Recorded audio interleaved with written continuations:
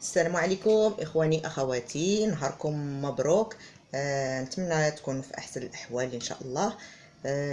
اليوم غنديروا واحد عصير اللي هو يومي ساهل، ويعني المزايا ديالو كثيره. كنصايبوه بالحامض والزنجبيل.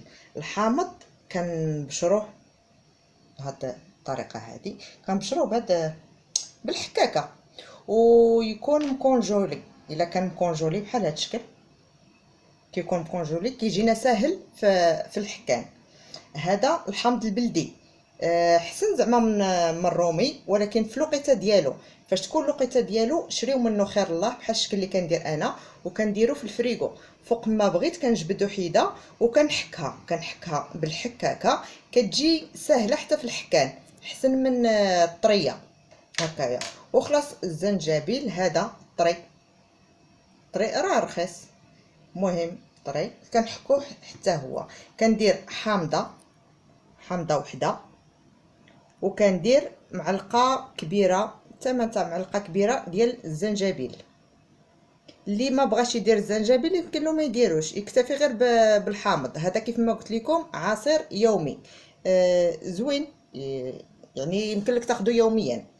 خلاص المزايا ديال الحامض كلشي عارفها، لا ما نحتاج نذكرها لكم، يعني لا من ناحيه البشره، ولا من ناحيه لي غاز، ولا من ناحيه تفتيت الاحجار اللي تيكون في الكلاوي المراره وداكشي.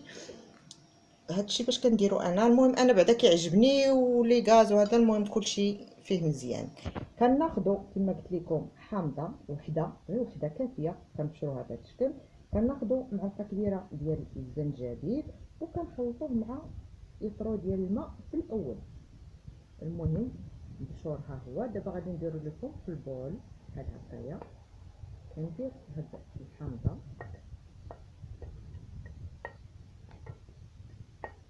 كنزيد عليها هادي الزنجبيل المبشور،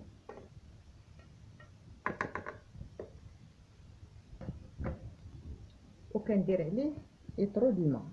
في هاد الاول كندير يطرو د الماء، كنخويها كامله.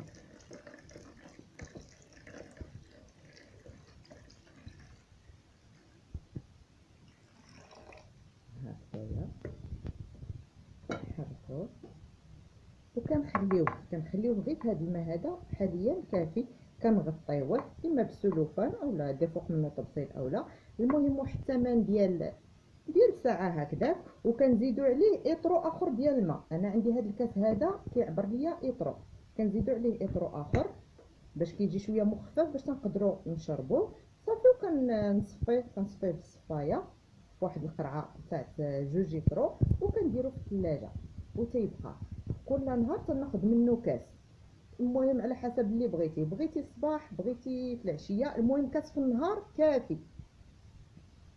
ونتمنى تعجبكم الوصفه وتجربوها وتردوا عليا.